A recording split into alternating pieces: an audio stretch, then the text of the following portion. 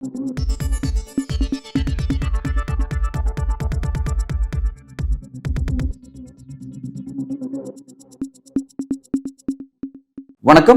காங்கிரஸ் கட்சியிலிருந்து அதன் செய்தி தொடர்பாளர் திரு இனியன் ராபர்ட் அவர்கள்தான் இன்றைய நமது அரசியல் பேசும் சிறப்பு விருந்தினராக இணைந்திருக்கிறார். சார் வணக்கம். வணக்கம் சார்.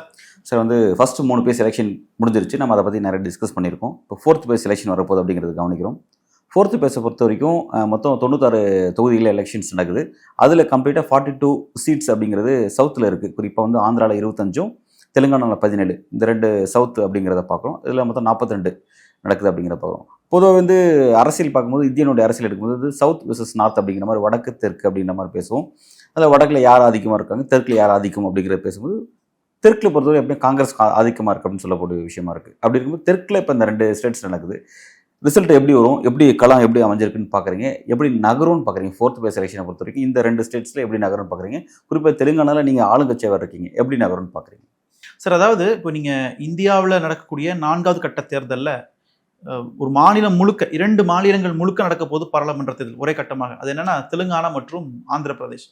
ஆந்திராவில் உங்களுக்கு எப்படியும் ஒரு 25 பாராளுமன்ற தொகுதி இருக்குது. தெலுங்கானாவில் உங்களுக்கு ஒரு 17 பாராளுமன்ற தொகுதி இருக்குது. அது இல்லாமல் உங்களுக்கு யூபியில் சில தொகுதிகளையும் மகாராஷ்டிராவில் சில தொகுதிகளையும் எலெக்ஷன் வரப்போகுது. இதில் நம்ம குறிப்பாக ஃபோக்கஸாக பார்க்க வேண்டிய 2 மாநிலங்களும் தெலுங்கானா மற்றும் ஆந்திரா தான். முதல்ல தெலுங்கானா எடுத்துக்கிட்டோம் அப்படின்னா, தெலுங்கானாவில் உங்களுக்கு 3 கட்சிகள் இருக்காங்க அரசியல், தீவிர அரசியலில். ஒன்று காங்கிரஸ் கட்சி, பிஆர்எஸ், அப்புறம் பிஜேபி தீவிர அரசியல் இருந்தாலுமே பிஜேபிக்கு பெரிய வாக்கு வங்கி தெலுங்கானாவில் கிடையவே கிடையாது. போன வருஷத்துல செப்டம்பர் மாசத்துல தெலுங்கானா தேர்தலுக்கு முன்னாடி என்ன சொன்னாங்கன்னா, பிஜேபியும் பிஆர்எஸுக்கும் தான் போட்டின்னு சொன்னாங்க. ஆனா தேர்தல் முடிவுகள் வித்தியாசமா இருந்தது. காங்கிரஸுக்கும் பிஆர்எஸுக்கு தான் போட்டி, பிஜேபி சீன்லியல்ன்றது நம்ம பார்த்துட்டோம். அப்போ காங்கிரஸும் பிஆர்எஸ் வச்சு கம்பேர் பண்ணி தான் எலெக்ஷன் நம்ம பார்க்க வேண்டியது இருக்கு. பிஜேபிக்கு பெரிய தொகுதிகள்லாம் இந்த முறை வரதுக்கு சான்ஸே இல்லை தெலுங்கானால. அந்த அடிப்படையில் உங்களுக்கு 2 கட்சிகளுமே, பிஆர்எஸும் சரி காங்கிரஸும் சரி, 2 மதசார்பற்ற கட்சிகள், பிஜேபியினுடைய மத வெறிக்கு எதிரான அரசியல் செய்யக்கூடிய கட்சிகள். அந்த அடிப்படையில் உங்களுக்கு மக்கள் மதசார்பின்மையை ஆதரிக்கின்ற, ஜனநாயகத்தை ஆதரிக்கின்ற மக்களுடைய வாக்கு வங்கி இயற்கையாகவே உங்களுக்கு பிஆர்எஸை விட காங்கிரஸ் பக்கம் வந்துடும். ஏன்னா காங்கிரஸ் தேசிய கட்சி, பிஜேபியை நேரடியாக வீழ்த்த சக்தி உள்ள கட்சின்றதுனால பிஆர்எஸ்க்கு போடுறதை விட காங்கிரஸ் கூட்டு போடலான்ட்டு உங்களுக்கு ரிலேட்டிவ்லி மக்கள் இங்கே வந்துருவாங்க. இது ஒரு காரணம். 2வது உங்களுக்கு என்ன மாதிரியான ஒரு நரேட்டிவ் செட் பண்ணியிருக்குன்னா, பிஆர்எஸ்க்கும் பிஜேபிக்கும் ஒரு கள்ள உறவு இருக்கின்ற மாதிரியான நரேட்டிவ் கிரவுண்ட்ல செட் பண்ணியிருக்காங்க காங்கிரஸ் கட்சி. 2வது உண்மையாக கூட இருக்கு பல விஷயங்கள் எல்லாம் பார்க்கும் பொழுது. அந்த அடிப்படையில் உங்களுக்கு பிஆர்எஸ் உடைய வாக்கு வங்கி அங்கே சரியே தான் போகுது.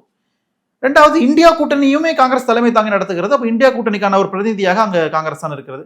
அப்போ அரசியலமைப்பு சட்டத்தை பாதுகாக்கணும், ஜனநாயகத்தை பாதுகாக்கணும், இந்த மாதிரி பல கருத்துக்களில் மக்கள் காங்கிரஸ் கொடுப்படுவாங்க. அந்த அடிப்படையில் உங்களுக்கு காங்கிரஸ் கட்சி அந்த 17 தொகுதிகளில் 15 தொகுதிகள் வரைக்கும் வெற்றி பெறதுக்கான பாசிபிலிட்டிஸ் இருக்குன்னு எல்லாருமே சொல்றாங்க, கிரவுண்ட்ல சொல்றாங்க.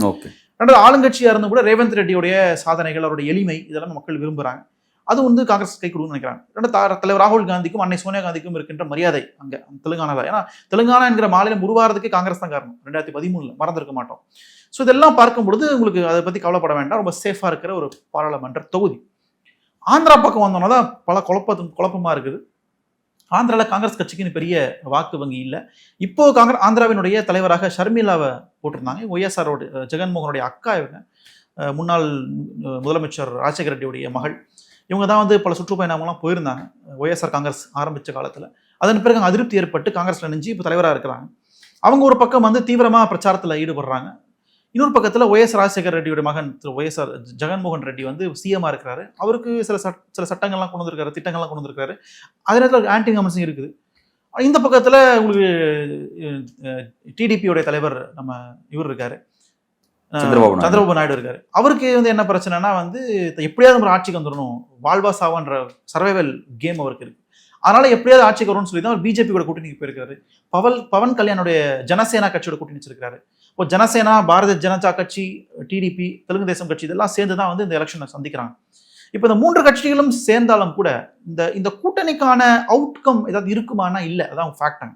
இப்போ ஒரு கூட்டணி அப்படின்னா ஒன்று நாங்கள் இந்தியா கூட்டணி மாதிரி வெளிப்படையாக சொல்லிடணும், நாங்கள் மாநிலத்துக்கு ஏற்ப கூட்டணி அப்படின்னா ஒவ்வொரு மாநிலத்தில் ஒவ்வொரு மாதிரி ஸ்டாண்ட் எடுத்துக்கலாம். அல்டிமேட்டாக நாங்கள் ஜெயிக்கணுன்றதான் எங்களுடைய நோக்கமாக இருக்குது. அது ஒரு விதமான வியூகம் அது.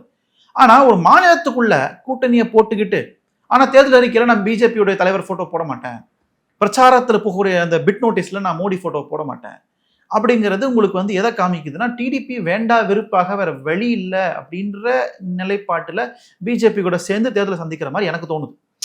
ஏன்னா ஜனசேனாக்கு பெரிய வாக்கு வங்கி இல்லை, அது வந்து ஒரு சின்ன நடிகர், அவர் ஒரு சின்ன வாக்கு வங்கி, ஒரு 2% 1.5% வாக்கு வங்கி இருக்கக்கூடிய கட்சி தான் ஜனசேனா கட்சி. பிஜேபிக்கும் பெரிய வாக்கு வங்கி ஆந்திராவில் கிடையாது, அங்கே ஒரு மிஞ்சி போனால் 2-2.5% அதிகபட்சம் வாக்கு இருக்கும் வர தேர்தலில். ரெண்டாவது என்ன முக்கியமான விஷயம்னா, அங்கே சட்டமன்ற தேர்தலும் வருது, ஆந்திராவில் சட்டமன்ற தேர்தலும் சேர்ந்து வருது. அப்போ சட்டமன்ற தேர்தலோடு தான் நீங்கள் நாடாளுமன்ற தேர்தல் பார்க்கணும். அப்போ யாருக்கு அங்கே வாய்ப்பு இருக்குது அப்படின்னா, உங்களுக்கு அதிகபட்சம் உங்களுக்கு வந்து சட்டமன்ற தேர்தலோட பாராளுமன்ற தேர்தலை பார்க்கும்பொழுது பிஜேபி வேணுமா வேணாமன்ற ஃபேக்டரி கன்சிடர் பண்ணி பார்த்தீங்கன்னா உங்களுக்கு ஒய்எஸ்ஆர் காங்கிரஸுக்கு ஒரு வாய்ப்பு இருக்கிற மாதிரி தெரியுது. இதுதான் எங்களுடைய ப்ரெடிக்ஷனாக இருக்கிறது. காங்கிரஸுக்கும் ஒரு சில தொகுதிகளில் வாய்ப்புகள் மக்கள் தர தயாராக இருக்கிறாங்க. ஏன்னா ஷர்மிளாவுடைய அந்த பிரச்சாரங்கள் வந்து கை கொடுக்கும் நாங்கள் நினைக்கிறோம்.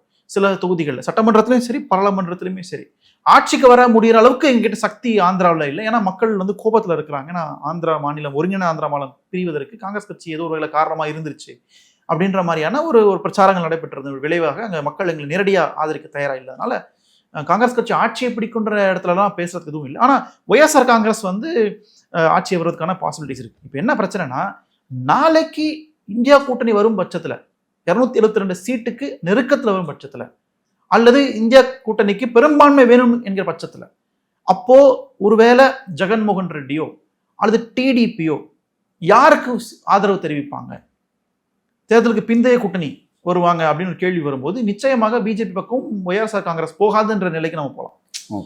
ஒய்எஸ்ஆர் காங்கிரஸுக்கும் களத்தில் நிறைய முரண்பாடு இருக்கு. இப்போ குடும்ப பிரச்சனை ஆயிடுச்சது, கட்சி பிரச்சனை தனி, இப்போ குடும்ப பிரச்சனை மாறிடுச்சது. இருந்தாலும் கூட அகில இந்திய அளவில் வரும்பொழுது உங்களுக்கு இந்தியாவில் வந்து பிஜேபி வரக்கூடாதுன்னு நினைக்கிற நிலைப்பாடில் ஒய்எஸ்ஆர் காங்கிரஸ் ஆட்டோமேட்டிக்லி வந்து உங்களுக்கு இந்தியா கூட்டணி ஆதரிக்கலாம், சில காமன் மினிமம் ப்ரோக்ராமில் குறைந்தபட்ச செலுத்துறதோ ஆதரிக்கலான்ற ஒரு ப்ரெடிக்ஷன் காங்கிரஸ் கட்சிக்கு இருக்க தான் செய்யுது. நாங்கள் அதனால தான் காங்கிரஸ் கட்சி ஒய்எஸ்ஆர் காங்கிரஸை தாக்குறதே இல்லை. அங்கே இருக்கிற லோக்கல் காங்கிரஸ் கட்சி வந்து என்னதான் வந்து ஆன்டி கம்யூனிஸ்ட் இருந்தாலுமே எங்கள் தலைவர்கள் யாருமே நேரடியாக ஒய்எஸ்ஆர் வந்து தாக்கி பேசுறதுல நான் வெயிட் பண்ணி பார்க்குறாங்க. ஏன்னா ஷர்மிளோட பிரச்சாரம்லாம் ஒய்எஸ்ஆர் காங்கிரஸ் எதிர்த்து அதை சொன்ன குடும்ப பிரச்சனையை மாறிடுச்சு. ஓகே, குடும்ப பிரச்சனையை மாற்றப்பட்டது. ஆனால் அகில இந்திய அளவில் யாருமே வந்து ஒய்எஸ்ஆர் காங்கிரஸ் அட்டாக் பண்ணுறதுல நேரடியாக உங்களுக்கு டிடிபியை திட்டுறாங்க, பிஜேபி திட்டுறாங்க. ஏன்னா பிஜேபி தான் நேர எதிராக இருக்கிறாங்க. அப்போ பிஜேபி கூட எந்த கட்சி சேர்ந்தாலும் நாங்கள் திட்டுவோம், அது டிஃபால்ட்டாக வரும். ஆனால் உங்களுக்கு இங்கே ஒய்எஸ்ஆர் காங்கிரஸை கொஞ்சம் சாஃப்டாக தான் டீல் பண்ணுற மாதிரி தெரியுது. ஷர்மிளா திட்டுறதுக்கு காரணம் அது பர்சனல் ப்ராப்ளம், குடும்ப பிரச்சனைன்றது. அப்போது ஒரு காங்கிரஸ்க்கு ஒரு வாய்ப்பு நாங்கள் பார்க்குறோம். ஒருவேளை நாளைக்கு பெரும்பான்மை தேவைப்படுங்கிற பட்சத்தில் ஒய்எஸ்ஆர் பேசி நெகோஷியேட் பண்ணிக்கலான்றது அந்த டீலிங்கும் போயிட்டு இருப்பதாக தகவல் உங்களுக்கு வருது. அதனால இது ஒரு பாசிட்டிவாக தான் இருக்குது. இப்போ அப்படி ஆந்திரா, அதுக்கு மேலே ஆந்திராவில் சொல்கிறதுக்கு எதுவுமே இல்லை. மற்றபடி மாநில தேர்தலில் வந்து அங்கே டிடிபிக்கு பெரிய வாக்கு வங்கி உருவம் மாதிரிலாம் தெரியல. ரெண்டாவது டிடிபி தன் தலையில் மண்ணவரை போட்டு தான் நான் பார்க்குறேன். பிஜேபி கூட சேராமல் இருந்தா கூட டிடிபி தெலுங்கு தேசம் கட்சிக்கு ஒரு வாக்கு வங்கி வந்திருக்கும். பிஜேபி அங்கே சேர்ந்ததுனால சிறுபான்மை மட்டும் ஃபுல்லாக கட்டாயிடுச்சு ஆந்திராவில். இஸ்லாமியர்கள் குறித்து நீங்கள் குறிப்பிட்டீங்க. கேரளா, வெஸ்ட் பெங்காலுக்கு அடுத்து வந்து இஸ்லாமியோட மக்கள் தொகை அதிகமாக கொண்ட ஒன்றிணைஞ்ச ஆந்திரா, தெலுங்கானா, ஆந்திரா எல்லாத்துலேயும் மக்கள் தொகை அதிகமாக இருக்குன்னு பார்க்குறோம். இப்போ அந்த இடத்துல தான் வந்து பாஜக தங்களுடைய அந்த வெறுப்பு பிரச்சாரத்தை கூர்மைப்படுத்துகிறாங்க.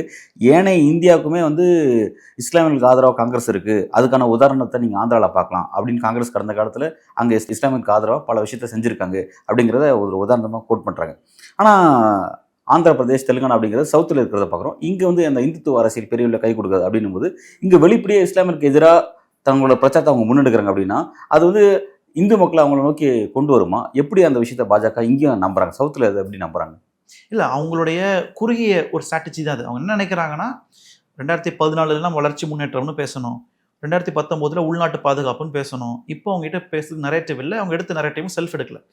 அதனால அவங்களுக்கு மக்களை பிளவுபடுத்தணுன்ற முடிவு வந்துட்டாங்க. அதில் எனக்கு எந்த டவுட்டுமே கிடையாது.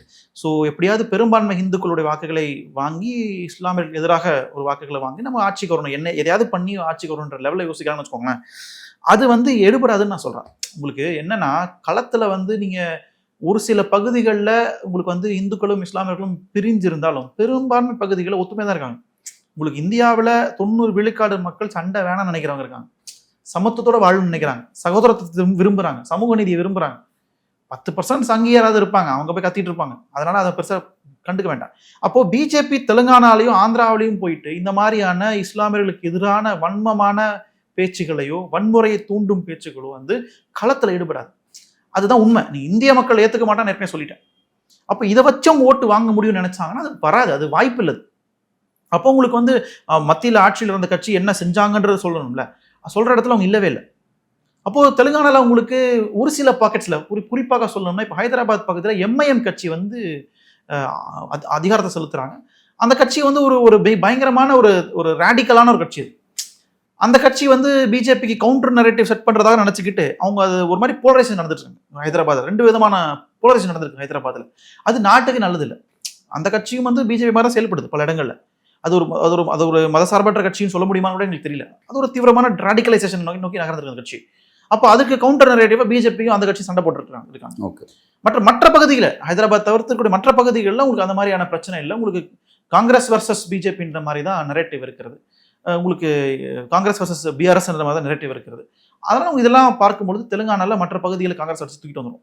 உங்களுக்கு ஆந்திராலையும் வந்து பெரிய அளவில் ஈடுபடாது. ஏன்னா ஆந்திரா பொதுவாகவே பழைய மெட்ராஸ் மாகாணத்தில் ஒருங்கிணைந்த பகுதி இது. அதனால் இந்த பழைய மெட்ராஸ் மாகாணம்ன்றது நீதி கட்சி வெற்றி பெற்ற இது பழைய காங்கிரஸ் நீதி கட்சியெல்லாம் கொடிகட்டி பறந்த பகுதி. அப்போ அதனால் உங்களுக்கு இந்த தமிழ்நாட்டில் இருக்கக்கூடிய எண்ண ஓட்டங்கள் அதெல்லாம் அங்கே இருக்கும். சரிங்களா? அதனால் நீங்கள் வந்து குறைச்சி மதிப்பிட்டுறக்கூடாது. இது ஒரு முக்கியமான ஃபேக்டர். தமிழ்நாட்டில் நம்ம எந்த அளவுக்கு நம்ம சகோதரத்தை பழகிறோன்றது இருக்குல்ல, இந்துக்கள் இஸ்லாமியர்கள் கிறிஸ்தவர்கள் இருக்குல்ல, அந்த ஒற்றுமை நீங்கள் பார்க்கலாம். நீங்கள் விஜயவாடா சைடு, நீங்கள் பக்கம் இந்த காக்கிநாடா, நெல்லூர் தாண்டி விசாகப்பட்டினம் வரைக்கும் நீங்கள் அதை பார்க்கலாம். அந்த ஒற்றுமை நீங்கள் அங்கே பெரிய அளவில் கலவரங்கள் நடக்காது, மக்கள் சண்டைகள் இருக்காது. மற்ற பகுதியில் இருக்கிற மாதிரி நீங்கள் நாக்பூர், மும்பை பக்கத்து சாதி ரீதியோ மத ரீதியோ கலவரம் ஏற்படாது. அது காரணம் பழைய மெட்ராஸ் மாகாணத்தோட பகுதியாக இருந்த ஒரு காரணம் அது. அதனால உங்களுக்கு பிஜேபியினுடைய கணக்கு இங்கே செல்லாது. மேபி அவங்க டார்கெட்டும் நீங்கள் பார்த்தீங்கன்னா எல்லா இடமும் கிடையாது. அவங்களுக்கு தெரியும் அவங்க டார்கெட் என்னன்னா யூபியில் ஒரு பால் போடுவோம், பீகாரில் ஒரு பால் போடுவோம். இந்த மாதிரி விஷயங்கள்லாம் இந்த மாதிரி ஒர்க் அவுட் ஆகும்னு நினைக்கிறாங்க. யூபிலையோ, பீகார்லையோ, மத்திய பிரதேஷ்லையோ, ராஜஸ்தான்லையோ, குஜராத்லையோ, தெலுங்கானாவில் சில பகுதிகளில் இவங்களோட வியூகம் வெற்றி பெறலாம்னு அவங்க நினைக்கிறாங்க. ஆனால் அது நடக்காது. ஏன்னா அதுதான் ஏற்கனவே சொன்ன மாதிரி இங்கே 90 விழுக்காடு மக்கள் சண்டை வேணாம்னு நினைக்கிறாங்க, பிரச்சனை வேணாம்னு நினைக்கிறாங்க. சமத்துவமாக இருந்துட்டு போயிடுவோமே, அண்ணன் தம்பியாக பழகிட்டு போயிடுவோமே அப்படின்னு நினைக்கிறவங்க இருக்காங்க. அதனால இந்த வியூகம் ஒத்து வராதுன்றதை பிஜேபி புரிஞ்சுப்பாங்க. இன்னும் தெளிவாக சொல்லணும்னா ஹிந்துத்துவா சித்தாந்தம் இந்தியாவுக்கு ஒத்து வராதுன்றதை அவங்க புரிஞ்சுப்பாங்க. தெலுங்கானாவில் அமித்ஷா தன்னோட பிரச்சாரத்தை எப்படி வடிவமைக்கிறாரு? இந்த எலெக்ஷன்ங்கிறது ராகுலுக்கும் மோடிக்குமான எலெக்ஷன், வளர்ச்சிக்கும் ஜிகாத்துக்குமான எலெக்ஷன், சீன உத்தரவாதமும் விசஸ் பாரத் உத்தரவாதம் அப்படிங்கிற மாதிரி அந்த பிரச்சாரத்தை அங்கே வைக்கிறார். வெளிப்படையாக இஸ்லாமிய வெறுப்பு பிரச்சாரத்தை அங்கேயே வடிவமைக்கிறார். ஏற்கனவே அங்கே குறிப்பிட்ட மாதிரி இஸ்லாமிய மக்கள் பாஜக நோக்கி வர மாட்டாங்க. ஏன்னா இவங்களோட அடிப்படையே இஸ்லாமிய வெறுப்பு அப்படிங்கிறனால. அந்த பகுதியில் இந்துக்கள் வாக்கையும் நீங்கள் வந்து இந்துக்கள்ன்ற அந்த ஒற்றுமை பேசி நீங்கள் கட்டமைக்க முடியாது.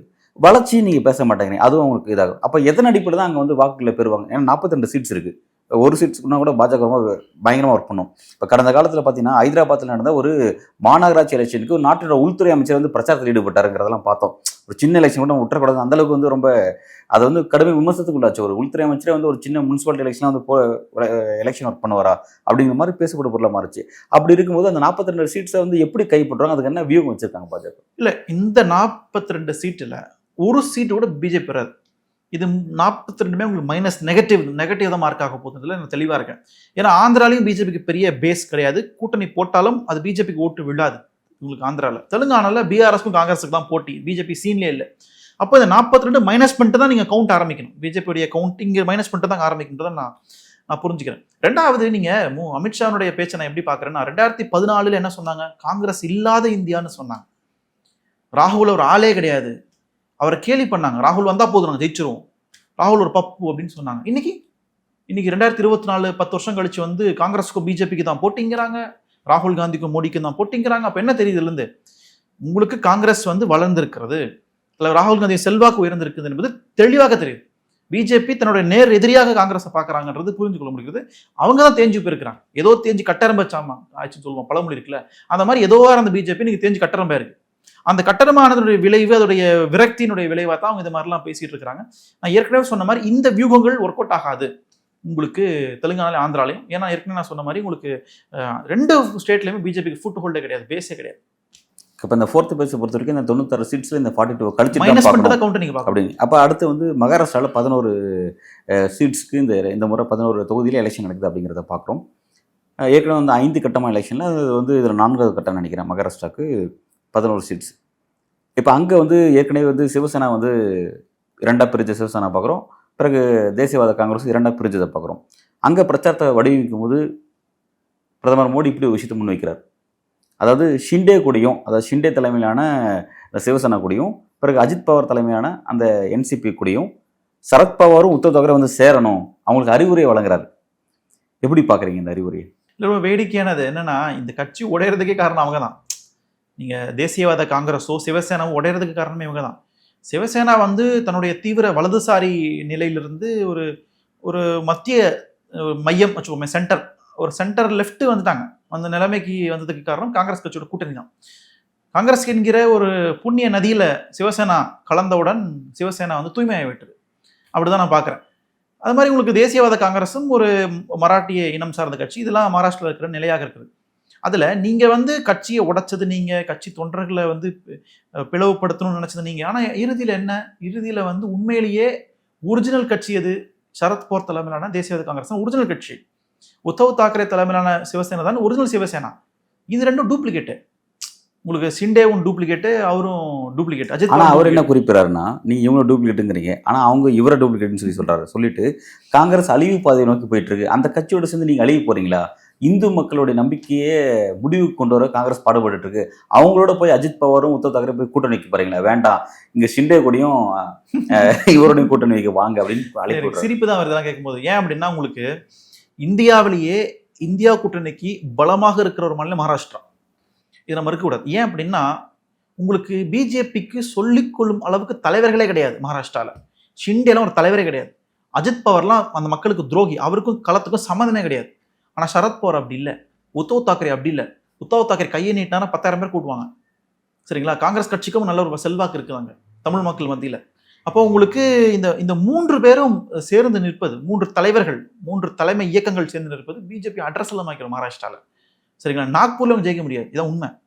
மும்பை சுற்றி இருக்கிற சில பகுதிகளில் வெற்றி பெறலாம். ஏன்னா மும்பையில் பாலிவுட் இருக்கு, பெரும் பணக்காரர்கள் இருக்கிறாங்க, உயர் சாதி சார்ந்தவங்க நிறைய பேர் வாழ்ந்துட்டு இருக்கிறாங்க, செல்வாக்கு மிகுந்தவங்க இருக்கிறாங்க. அவங்கெல்லாம் பிஜேபி இயற்கை ஆதரிப்பாங்க. ஆனால் இந்த பக்கம் இருக்கக்கூடிய விவசாய சமூகம் இருக்குல்ல, மும்பைக்கு கிழக்கு பக்கம் இருக்கக்கூடிய விவசாய சமூகம் 48 தொகுதிகளில் 38 தொகுதிகளில் விவசாயம் மட்டுமே பெரும்பான்மை தொழிலாக இருக்கிறது.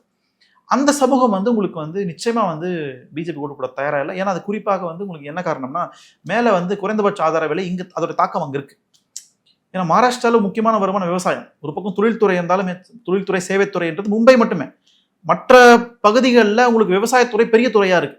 அந்த துறை சார்ந்த வேலை வாய்ப்புகள்ல உங்களுக்கு வந்து மக்கள் வாழ்ந்துட்டு இருக்காங்க. அதனால நிச்சயமா அந்த விவசாயிகள் ஓட்டு வராது. ரெண்டாவது, சரத்பவாரும் ஒரு அடிப்படையில் விவசாய சங்கங்களோட தலைவராக இருந்தவர் தான். நிறைய சங்கங்கள்லாம் ஒரு கிரவுண்டில் தெரியும், அதெல்லாம் உங்களுக்கு கரண்ட் இருக்கும் உங்களுக்கு. ஆனால் மகாராஷ்டிரா உங்களுக்கு இந்த முறை பிஜேபிக்கு 48 தொகுதியில் 10 வரலாம், மீதி 38மே இந்தியா கூட்டணி அள்ளிடுன்றதுல எங்களுக்கு ஆழமான நம்பிக்கை உண்டு. குறிப்பாக இந்த 4th பேஸ் எலெக்ஷன்ஸ் எப்படி அமையும் அப்படிங்கிறது குறிப்பிட்டிருக்கீங்க. குறிப்பாக இந்த 42-11 கழிச்சிட்டு தான் மற்ற ஷீட்ஸே பார்க்கணும். அதுக்கு தான் போட்டி, உண்மையான போட்டி அங்கே தான் இருக்குது அப்படிங்கிறத நீங்கள் வலியுறுத்தி சொல்லியிருக்கீங்க. உங்களோட அசஸ்மெண்ட் கரெக்ட் தான் அப்படிங்கிறத ஜூன் 4 வரை வெயிட் பண்ணி பார்ப்போம். மிக்க நன்றி. நன்றி சார், தேங்க்யூ.